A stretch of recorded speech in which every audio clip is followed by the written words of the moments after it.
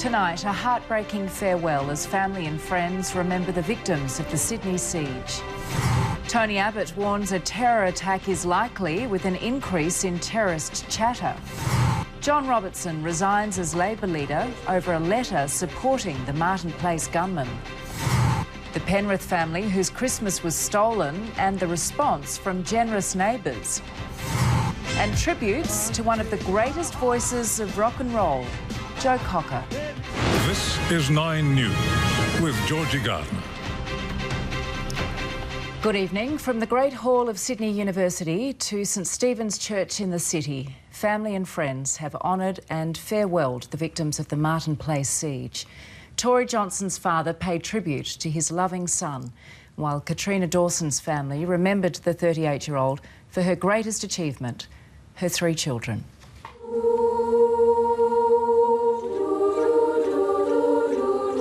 Sydney's Great Hall filled with mourners and the screen filled with happy memories of Katrina Dawson.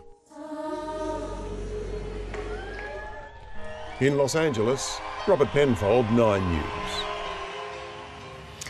Time now for a look at today's weather. Here's Vicky. Well, Georgie, we had quite a warm night in the city. It didn't get below 21 degrees, making it the hottest night in 2 weeks.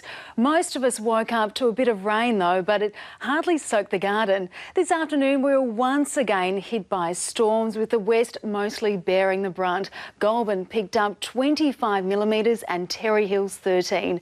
But how long will these storms last? I'll have the full forecast later in the bulletin. All right, Vicky, we'll see you then. Thank you very much. In the news ahead, the promise to keep petrol prices low over the holidays. How much can we save? A lucky escape for the driver of this car in Annandale. Also, Sydney-siders make a last-minute rush to the shops before Christmas. And the bouncer that left Shane Watson and the bowler shaken.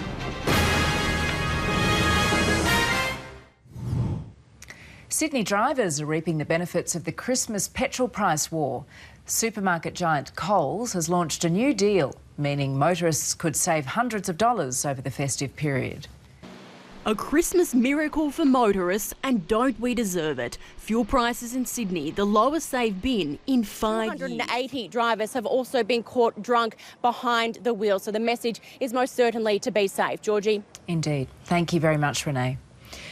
Almost a month on from the tragic death of Philip Hughes, a reminder today of just how raw the emotion remains within the Australian cricket team.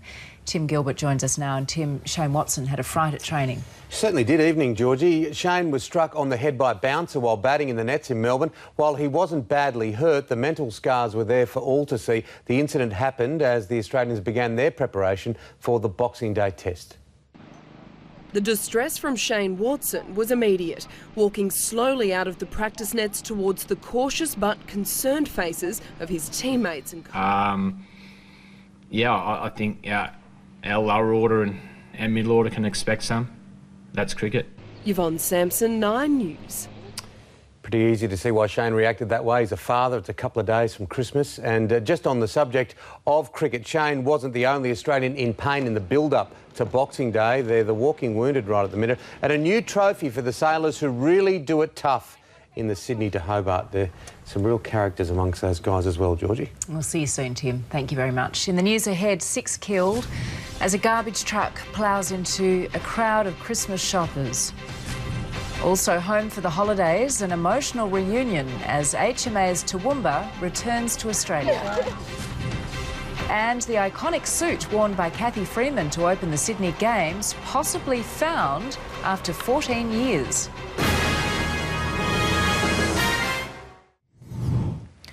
The Scottish city of Glasgow has been rocked by tragedy with an out-of-control garbage truck ploughing into crowds of Christmas shoppers. 6 people have been killed and police are investigating whether the driver suffered a medical condition at the wheel. Chaos and carnage in the heart of Glasgow. Christmas shopping rush hour turned to scenes of horror when the driver of this... After 14 years away. She'll obviously be the unique and only person who can perhaps authenticate that the suit is hers. Oh, it's like Cinderella. Yeah, exactly. Mike Dalton, 9 News. Well, it's quite the mystery. Well, Tim is back with the rest of the day's sport, Tim. Georgie, coming up, we'll find out how Australia's walking wounded fared in the countdown to the Boxing Day Test match. We discover a whole new Sydney to Hobart rivalry and who's in and who's out of the Socceroos squad for the Asian Cup. We're going to get a few showers on Christmas Day, but they'll be brief. I'll tell you when they'll hit next.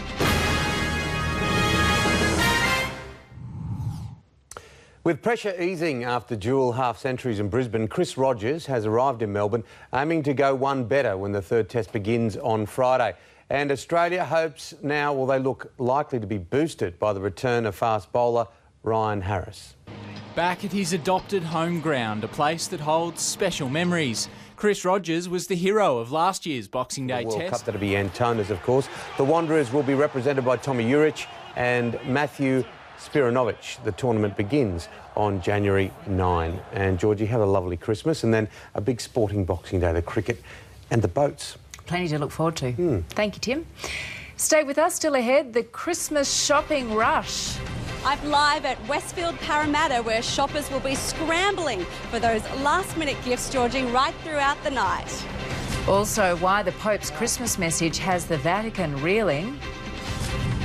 And the little orphan who's found his calling as an apprentice keeper at Taronga Zoo. Well, it's crunch time for Sydney shoppers with just 24 hours left to find the perfect Christmas gift. Reporter Ellie Walsh is at Westfield Parramatta tonight. And Ellie, how busy is it there? Georgie, there is a steady stream of shoppers here tonight and we are right in the thick of it. Anything that can be worn, eaten or used is being snapped up tonight, and all the major department stores will be open right throughout the evening with non-stop trading. Santa Claus is coming to town. With cash registers ringing and the clock will be returned to the wild eventually. Keeper Evelyn says she'll be sad to lose her morning helper. Coming up, a quick check of finance, plus Vicky with the weather. It was very unpredictable today, Georgie, and that's expected to continue tomorrow. Right now, it's 25 in the city and 26 in the west. I'll have the full forecast next. To finance, and the stock market closed lower today. The All Ordinaries down by just over 61 points. Our dollar is buying 81 US cents and around 97 Japanese yen. Now, here's Vicky. Good evening. We had it all today. Rain, sunshine and then storms. The rain cleared pretty quickly though. The less than 5 millimetres was recorded throughout Sydney. The city had a top of 26 degrees, 28 in Blacktown, and storms with a top of 28 in Parramatta. Like yesterday, there was a lot of storm activity around the state, but it was brief. 26 in Wollongong and 24 in Newcastle. Tomorrow, a broad trough will continue to generate showers and thunderstorms over eastern Victoria and New South Wales. Around the country tomorrow in Canberra, there'll be showers with a storm, a top of 26 degrees. It'll be partly cloudy and 21 in Melbourne. Around New South Wales, the storms will linger. There's likely to be showers north of Sydney and in the west, with a chance of thunderstorms in the afternoon and evening. On Christmas Eve tomorrow, more thunderstorms are expected, but only in the afternoon and early evening. But some parts of Sydney will stay mostly dry. The pollen count will be moderate.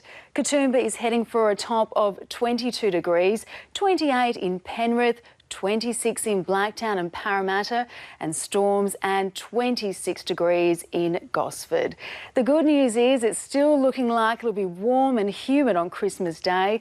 There is a chance of rain, but it's likely to be after 6 p.m, well after Christmas lunch. A warm 28 in the city and 33 in our west. For those heading to Melbourne for the Boxing Day test, it's going to be a damp start to the day, but it's likely to clear just before the start of play. It'll be cool, reaching just 20 degrees. In Sydney, there'll be rain on Thursday and Friday, but luckily it'll pretty much clear for the weekend, with temperatures expected to be around the mid-20s on Saturday and Sunday. It'll be much the same in our west, a beautiful 26 degrees on Saturday, but on Sunday there is a chance of rain in the morning. So, Georgie, the weather is quite unpredictable, but thankfully there'll be some bursts of sunshine. Yeah, Christmas Day is looking pretty good, Vicky. That's good. Thank you very much. And that is 9 News for this Tuesday. Cameron Williams is up next with a current affair. I'm Georgie Gardner. Thanks for being with us. Enjoy the rest of your evening. Good night.